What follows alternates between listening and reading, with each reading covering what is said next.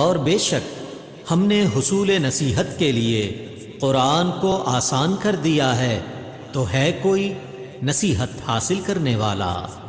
نحمده ونصلي على رسوله الكريم اما بعد فاعوذ باللہ من الشیطان الرجیم بسم اللہ الرحمن الرحیم۔ آئیے تجوید سے قرآن سیکھیے میں آپ سب کو مرحبا۔ السلام علیکم ورحمۃ اللہ وبرکاتہ۔ کیسے ہیں آپ سب؟ امید کرتی ہوں آپ سب خیریت سے ہوں گے، اور اسپیشل نئے شامل ہونے والے ہمارے ساتھیوں کو مرحبا۔ پیچھے سے لیسن ضرور سنا کیجیے، فرسٹ جو آپ کا لیسن ہے تجوید کا وہاں سے اسٹارٹ کیجیے، آگے سے بھی ضرور سنیں لیکن پیچھے سے ضرور سنیں۔ آگے بہترین طریقے سے سیکھنے کے لیے آپ کو پیچھے سے سننا بہت ضروری ہے۔ اللہ رب العزت سے دعا گو ہوں اللہ سب کو حفظ ایمان میں رکھیں، آپ کی طرف بڑھنے والے ہر شر کو خیر میں بدل دیں۔ اللہ ہماری ذات کی شر سے دوسروں کو محفوظ فرمائے، آمین یا رب العالمین۔ تو چلتے ہیں آج کے لیسن کی طرف۔ سورۃ البقرہ، تو ساتھیو آج ہم پڑھنے جا رہے ہیں دوسرا پارہ سورۃ البقرہ آیت نمبر 180 سے۔ اعوذ باللہ من الشیطان الرجیم، بسم اللہ الرحمن الرحیم۔ کتب علیکم اذا حضر ضاد حروف مستعلیہ احدکم الموت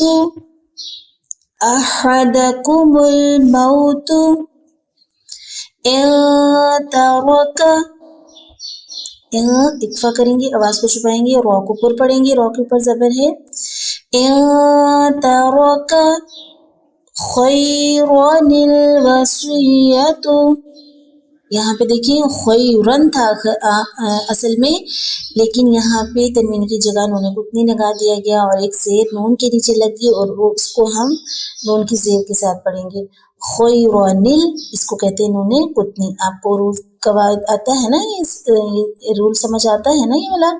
خیران الوصیۃ للوالدین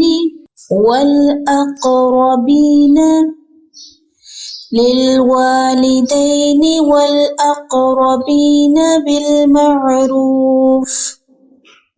بالمعروف حقا علی المتقین، فمن بدله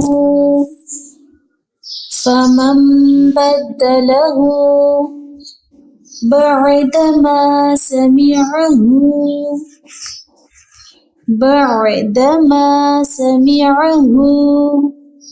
فإنما إثمه،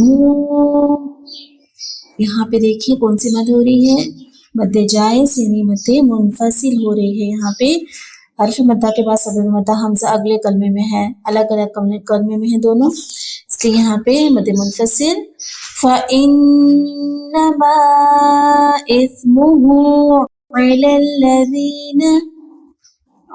الذين يبدلونه إن الله سميع عليم، إن الله سميع عليم۔ سمیع تنوین کے بعد عین حروف حلقی میں سے تو سہارے ہلکی کریں گے یہاں پہ، سمیع علیم۔ آیت نمبر 182۔ فمن خاف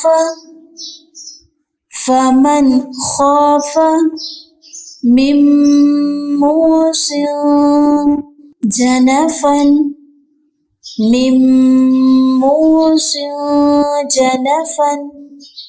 أو إثما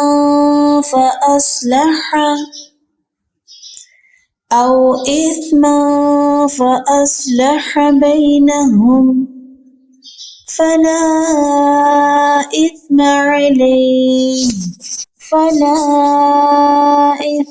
عليه پھر سے فلا، الف سے پہلے زبر، حرف مدہ پلس، یہاں دیکھیں سبب مدہ حمزہ اگلے کلمے میں ہے، اثما الگ سے کلمہ ہے، فلا الگ سے کلمہ، یہ یہاں پہ مد جائز یعنی مد منفصل ہوگی۔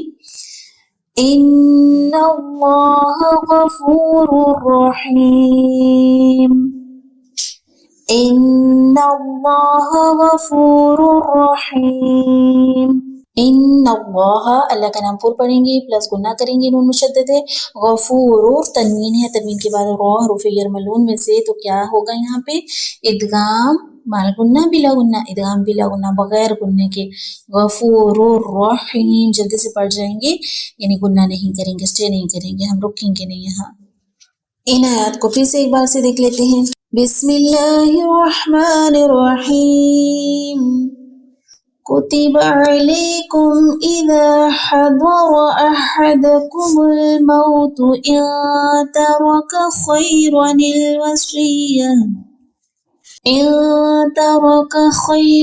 الوصية للوالدين والأقربين بالمعروف حقا على المتقين فمن بدله بعدما سمعه فإنما إثمه على الذين يبدلونه إن الله سميع عليم فمن خاف من موص جنفا أو إثما فأصلح بينهم فلا إثم عليه إن الله غفور رحيم۔ تو ساتھیوں اب باری ہے قرآنی قاعدے کی، اور قرآنی قاعدے میں آج ہم دیکھنے جا رہے ہیں میم ساکن کے قواعد، اور میم ساکن کے قواعد میں آج ہم دیکھیں گے کہ کتنے قاعدے ہیں۔ میم ساکن کے 3 قاعدے ہیں، اکفاء شفوی، اظہار شفوی اور ادغام شفوی۔ کون کون سے؟ اکفاء شفوی، اظہار شفوی اور ادغام شفوی۔ میم ساکن کے بعد جب حرف با آ جائے تو اکفاء شفوی کرتے ہیں، ٹھیک ہے۔ میم ساکن کے بعد جب حرف با آ جائے تو اکفاء شفوی کرتے ہیں، یعنی میم کی آواز کو با کے ساتھ ملاتے ہیں اور وہاں پہ تھوڑی دیر کے لیے ہم اسٹے کرتے ہیں، رکتے ہیں، جیسے مثال کے طور پہ لکم بھی، ٹھیک ہے، لکم بھی، آواز یعنی ہونٹ کو کہتے ہیں، اور با چونکہ ہونٹ سے ادا ہوتا ہے، میم ہونٹ سے ادا ہوتا ہے، اس لیے جہاں ہونٹوں سے ادا ہوتا ہے اس لیے یہاں پہ آواز کو ہونٹوں میں چھپائیں گے، لکم بھی۔ اسی طرح ربکم بخمستی، ربکم بخمستی، اسی طرح اور بے شمار مثالیں آپ کو قرآن پاک میں ملیں گی۔ تو چلیے آج کے لیے صرف اتنا کافی ہے، چاہتے ہوئے اللہ تعالیٰ سے یہ دعا کرتے ہوئے جاتی ہوں، ربنا لا تزغ قلوبنا بعد إذ هديتنا وهب لنا من لدنك رحمة إنك أنت الوهاب، آمین۔ اے اللہ، اے ہمارے رب، جب تو نے ہمیں ہدایت دے دی ہے تو ہمارے دلوں کو ٹیڑھا نہ کر اور ہمیں اپنی طرف سے رحمت عطا کر، بے شک تو بہت زیادہ عطا کرنے والا ہے، بے شک بے شک۔ سبحانک اللہم و بحمدک، نشہد ان لا الہ الا انت، نستغفرک ونتوب الیک۔ السلام علیکم و رحمۃ اللہ وبرکاتہ۔